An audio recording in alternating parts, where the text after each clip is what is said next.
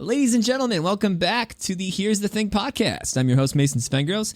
This is episode 9. It has been a long time since I have said those things. That kind of rhymed a little bit.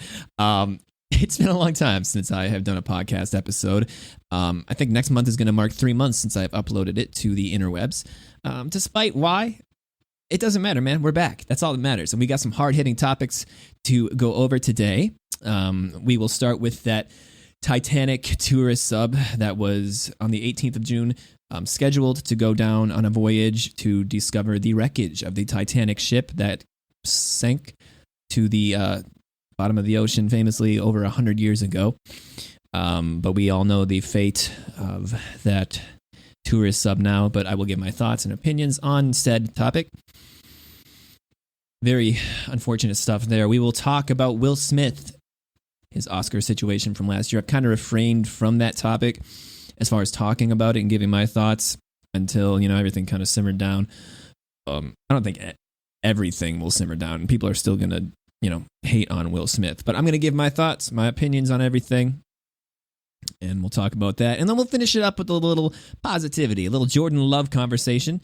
The new man in charge over there in Green Bay, Wisconsin for the Packers. As we all know, Aaron Rodgers is now a New York Jet. He is the quarterback of the New York Jets, and Jordan Love is the new starting QB, the new QB1 over there in Green Bay, Wisconsin. We'll see. I'll give my thoughts on J Love and how I think he will do this season as the new man in charge. So, all that will be coming to a head for you right here on the Here's the Thing podcast.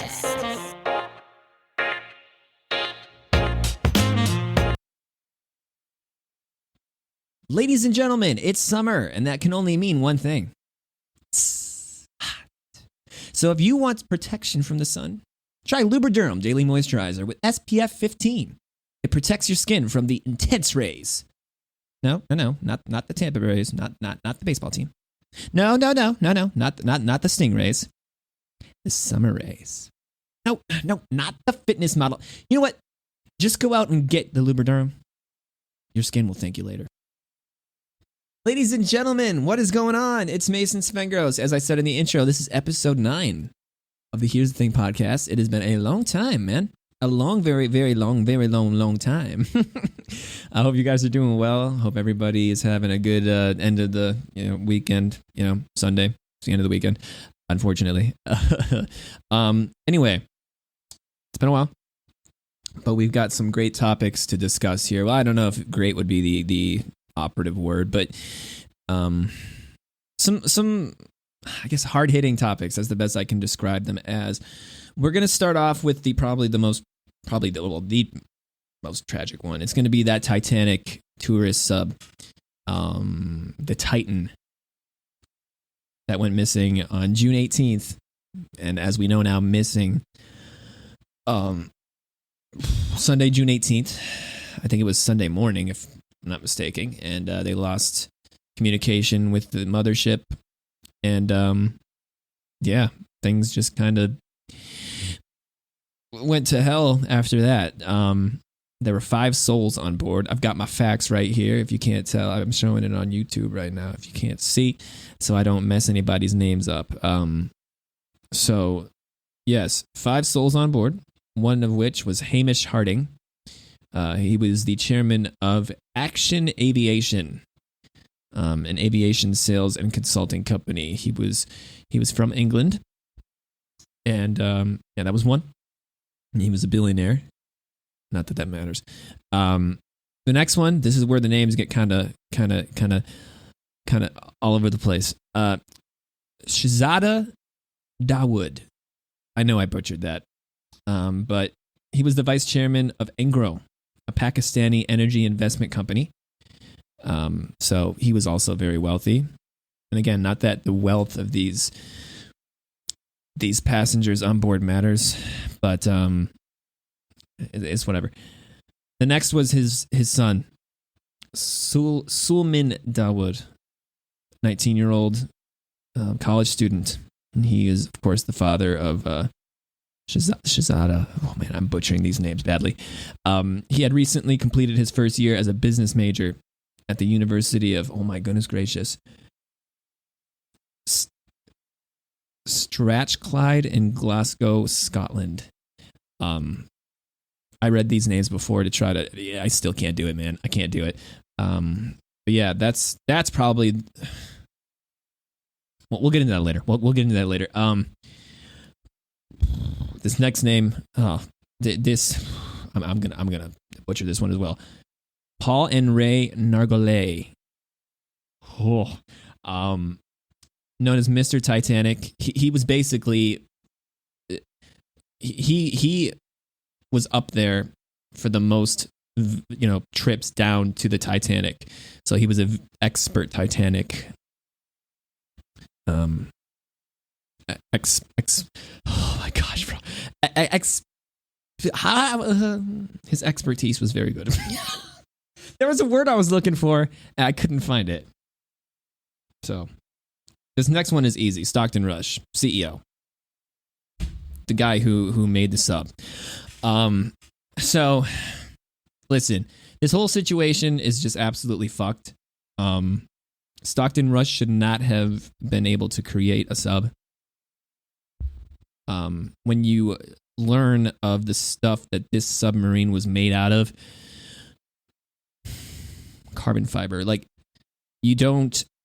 carbon fiber on a sub isn't a very good idea. And James Cameron, the director of the Titanic, and a man who has gone down to the Titanic many times before himself, he even said that, you don't want to do that. That's not a good idea. So the fact that Stockton and people had warned Stockton of his design being flawed in the past. So the fact that Stockton still continued onward, I don't understand. I don't understand why. First of all, why? What's your why, bro? I understand that these types of people, they love to flirt with death. They love to risk death. But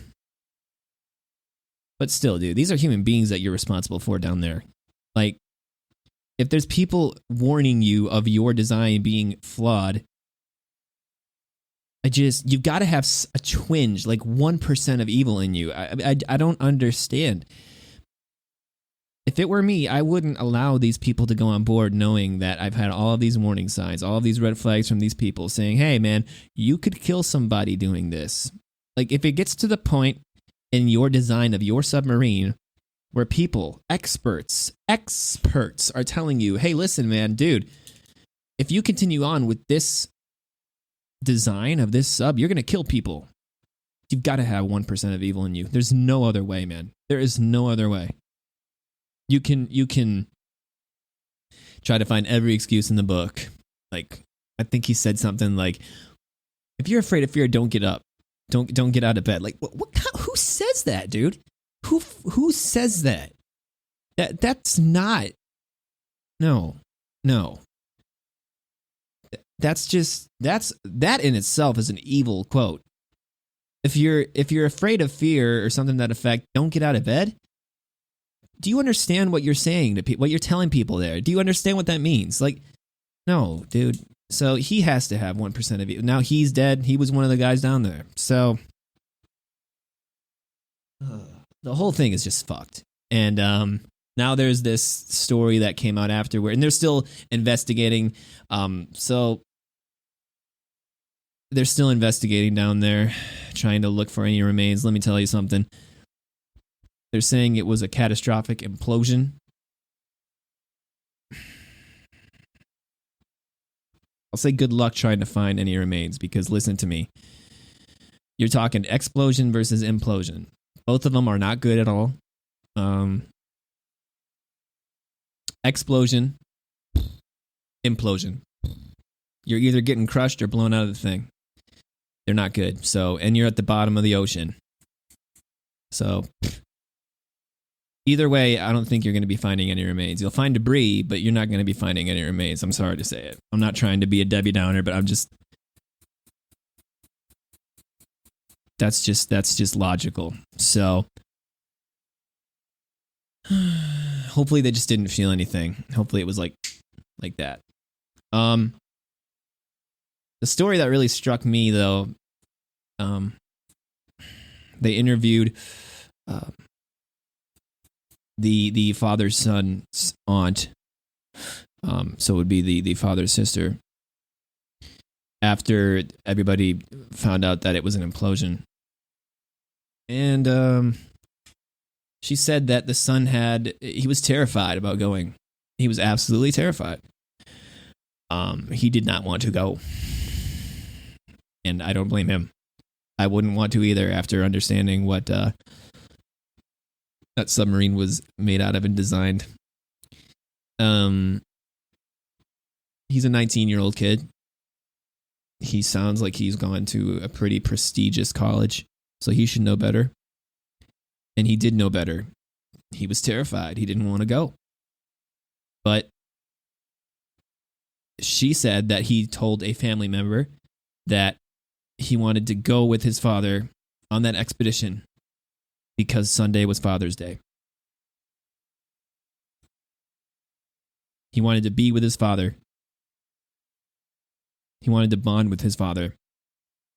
He obviously knew it was something that his father really wanted to do. And, I mean, that's your dad. If your dad's telling you to go, you know, his dad probably told him, like, hey, I know you don't want to go, son, but it's Father's Day. Let's hang out together.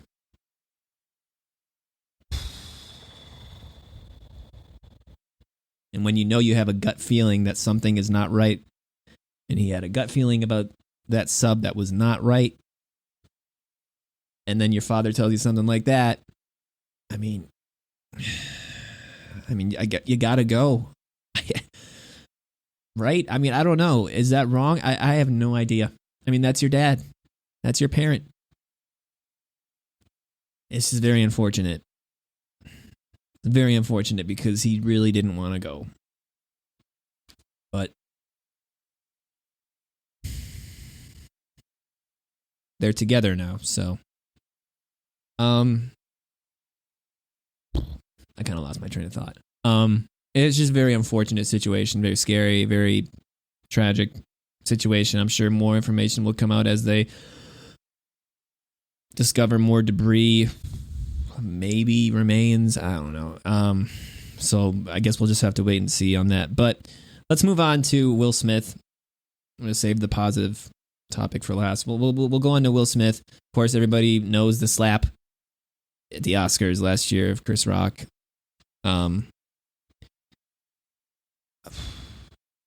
I was a very big Will Smith fan. He was my number one favorite actor before that.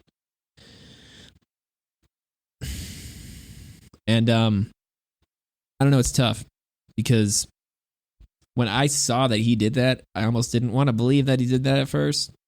I thought it was just a joke because I saw it on highlights. I didn't actually watch the Oscars that night. I thought it was a joke. But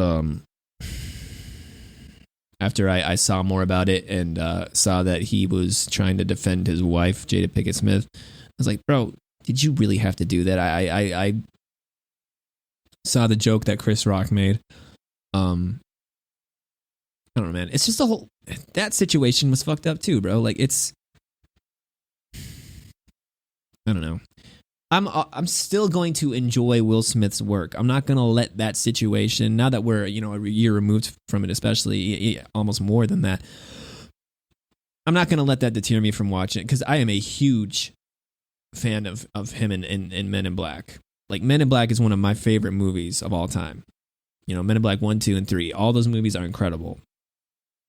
And I won't let him slapping Chris Rock get in the way of that. I'm also a big fan of Hitch. I'm also a big fan of iRobot, even though I haven't watched it. Oh my God, I haven't watched that in years. I Am Legend. Will Smith was incredible in I Am Legend. Like, that role for him was incredible. Fresh Prince of Bel-Air. I'm not going to let one situation get in the way of me enjoying the art that Will Smith provides us. You know what I'm saying? Will Smith, what he did to Chris Rock, inexcusable. Okay, and some can make the argument, the joke that Chris Rock made to Jada Pinkett Smith, inexcusable. It's just, there's no room for it, man. You're at the Oscars. But I defend Chris Rock in that situation, though. Like, he made a joke. If you're Will Smith, just laugh it off, dude. Just laugh it off. And if Jada Pinkett Smith doesn't like it, if she doesn't like it, deal with it after the Oscars. Deal with it at home, Will. Don't deal with it like that. You didn't have to do that. I think he went on to say in like an interview afterward, after some time had passed, that he kind of blacked out at that moment. Like, bro, that's not an excuse. You still, I don't care what kind of emotion, got a hold of you. You still shouldn't do that. You need to understand where you were. You're in front of a national audience on live TV, bro. That's not the place for it. But yeah, where was I? Yeah. I'm not going to let that situation get in the way of the art that Will Smith gives us, because Will Smith is too incredible. He's one of the greatest actors of our lifetime. Of my generation anyway. To let that tarnish his career. He's too good of an actor for that. Same with Michael Jackson. Like, a lot of people who were fans of his, after all these documentaries have come out, they're like, oh, we're not gonna listen to his music. And we're like, bro, don't let that get in the way. It's music, bro. The music didn't have all that drama. They didn't, get involved with kids or whatever. The music didn't do that. That was all Michael's side of things. Will Smith, like, and still to this day, I should say, I don't think Michael did any of that. I mean, maybe he did. I don't know. I'm not one to talk about all that stuff. But, Will Smith's movies and his art did not slap Chris Rock. Okay? They did not. Will Smith slapped Chris Rock. Will Smith, the person, the human being, slapped Chris Rock. Not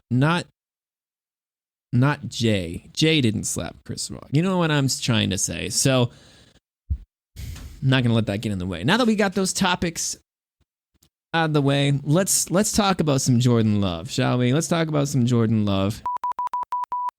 I need to get a celebration thing, because that's all I have from when I'm excited. Yay! Beep, beep, beep, beep. Okay. Jordan Love. Shifting gears. Enjoying some root beer. Yes, the new man in charge over there in Green Bay, Wisconsin, Jordan Love.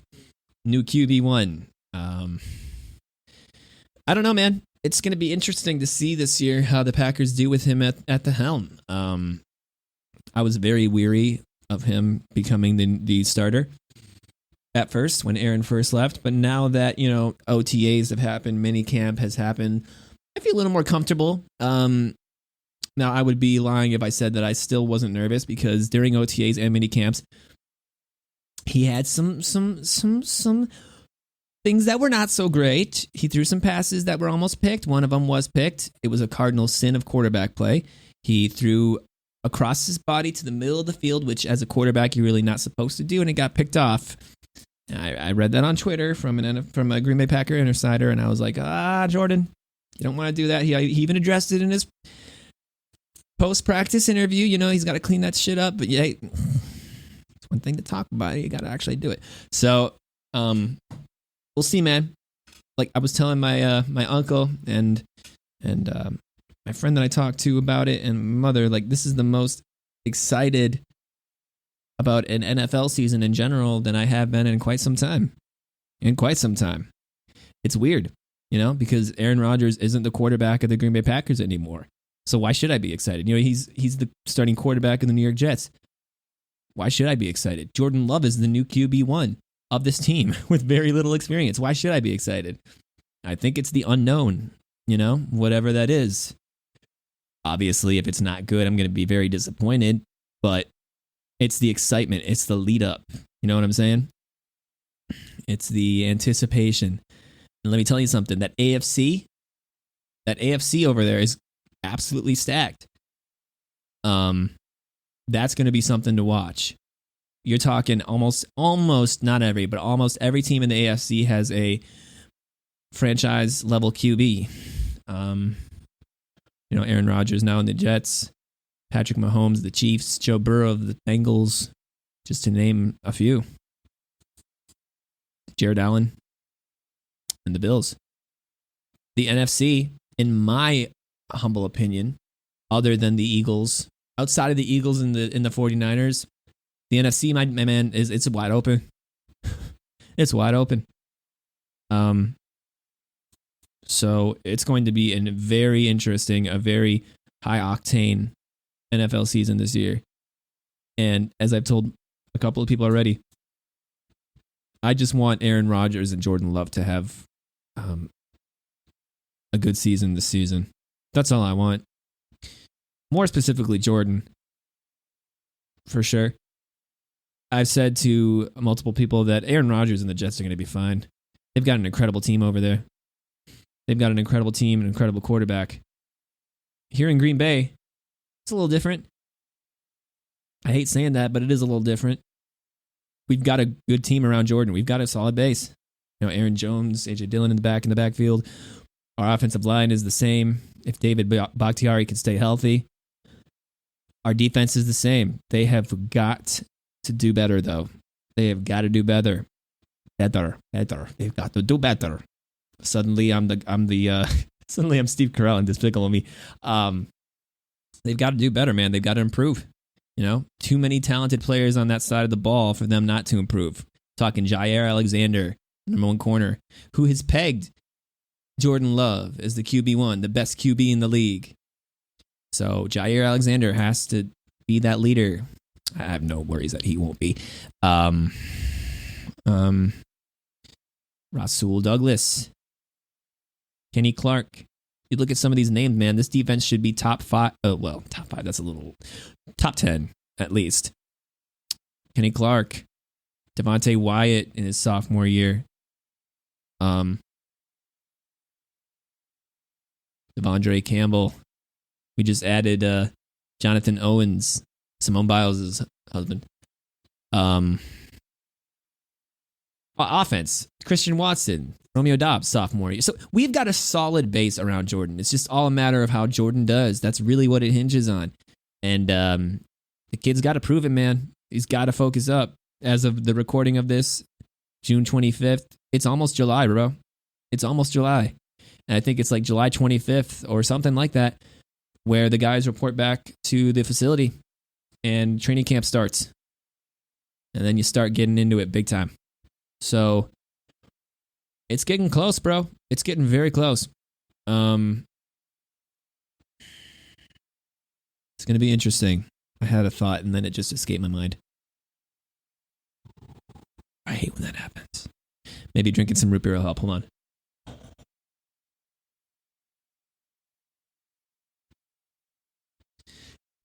I hate that. When you have a thought or something and it's right there. It was about Jordan Love and the Packers, bro. What the heck was it? Asking you guys, oh my God, dude. Oh, I can't remember, bro. That sucks. Anyway, if it comes to me, maybe I'll talk about it on Instagram story or whatever. But those were the topics I wanted to discuss today. This was a good comeback episode, episode 9. I'll try to be more consistent. I said that the past 8 episodes, but I promise you this time I will try. Because next episode is episode 10. 1, 2, 3, 4, 5, 6, 7, 8, 9, 10. So we'll get some topics for that one. I hope you guys enjoyed this episode. If you did, if you're on YouTube, give it a like. Subscribe to the channel. A lot of crazy random content on there from singing. I'm trying to get back into singing. Got my guitars over there. Got a microphone. Why not? A lot of SpongeBob related content. Of course, I am the voice of SpongeBob in Jay Chase Films' SpongeBob in Real Life series. So if you haven't checked that out, I'll link it down in the YouTube description below. If you're listening just on audio of this podcast, I think you can like it. I think you can like it, subscribe to it. So go ahead and do that if you want to. But yeah, thank you guys so much. I felt like I was a little rusty, but it's fine. We're gonna rock. We're gonna roll.